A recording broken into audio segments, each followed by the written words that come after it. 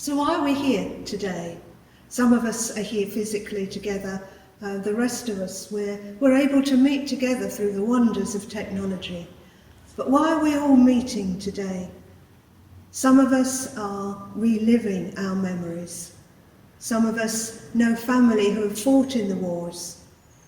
And some of us have no experience of war except through what we see on the television. And another question, why are you wearing a poppy? Or more to the point, what will you do with it after today?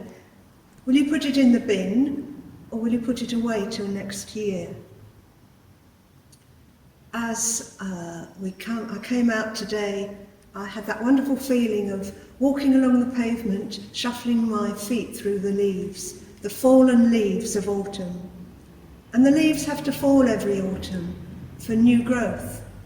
The old leaves fall down to allow the tree to regain its energy and provide new growth. The trees let their vision of glory go. They let the golden leaves go. They blow around and then they return their energy to the soil.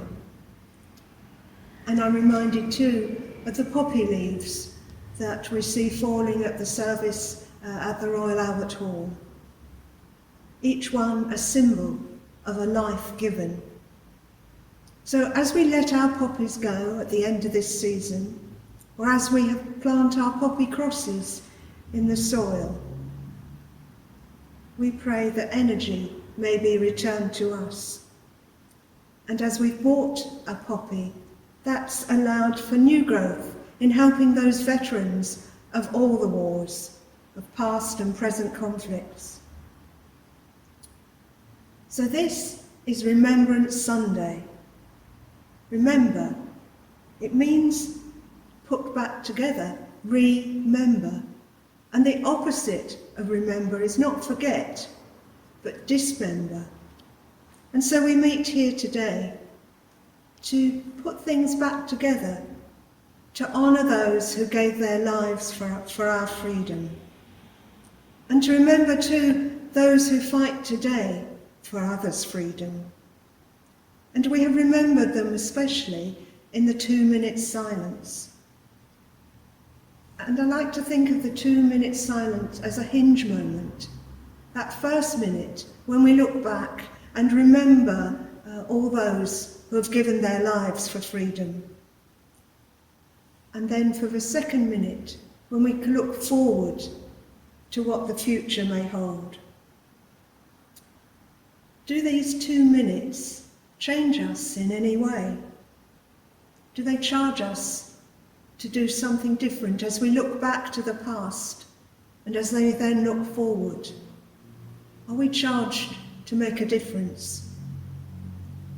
I heard some time ago a speaker on Question Time saying, it's about people listening to each other, coming together with our differences and finding the middle ground. Yes, today we honour and give thanks for those sacrifices made for our freedom. But unless we make some commitment to change lives, then their sacrifices might be in vain. And in this particular year, in this year of 2020, it's a time of uncertainty, turmoil. The whole world seems to be turned upside down. And I'm sure many of us feel helpless to make a difference. When we look at the news, we may feel, what can I do? As we're in our houses locked down, what can I do? And I want to quote a bit from a letter that the archbishops have sent round. We must do all that we can to keep our communities safe and to enable the NHS to manage the crisis. Bearing in mind that our primary vocation as the Church of Jesus Christ is to pray and to serve, we call upon the Church of England to make this month of lockdown a month of prayer. More than anything else, whatever the nation thinks, we know that we're in the faithful hands of the risen Christ, who knows our weaknesses, tiredness and struggles, and whose steadfast love endures forever. During the first lockdown, we cheered for the NHS every Thursday.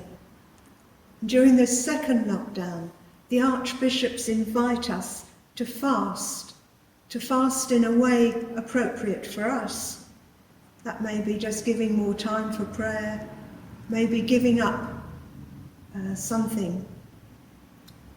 But above all, we're invited every Thursday, rather than just clapping, to pray for the nation, for our leaders, for the health of the nation, and for all our essential services, and for all those who are suffering. Let's make that our theme for this Remembrance Sunday. We remember those who have suffered and died, and those who are now suffering. In one of the most special passages in the New Testament, Paul says to those who follow Christ that their love must be genuine, that they must hate what is evil and hold fast to what is good. He asks them to serve the Lord, imploring them to rejoice in hope, be patient in suffering, and persevere in prayer. Contribute to the needs of the saints. And as we heard last Sunday, the saints are not only the martyrs, but each one of us who know and love Jesus Christ. So contribute to the needs of each other and extend hospitality to strangers. None of this is easy, especially not at the moment. But the gospel that we heard read today reminds us that we need to be ready, to be awake. As Christians, we're called to remember and hope. And the audacity of the hope we have is the audacity of the cross. The cross is our sign of hope. Hope that in the midst of trouble, God's love and purpose reaches out. For the cross is not the end, for we know that in his death and resurrection, Jesus took the love of humanity deep into the heart of God. It is the hope of glory in our hearts. Today we remember and we hope and we commit. So I invite you now to take your poppy, to look at it and make your commitment to make a difference. You might like to do that as I say this prayer. God of all creation, we rejoice in each other and the world you have made. Spirit of God, guide us in being blessed. Help us to see you at work in the world and the ways in which we might contribute to that. Father, forgive us when we fall and falter, and bring us back to your ways. Jesus, help us to bless each other and those around us. Amen.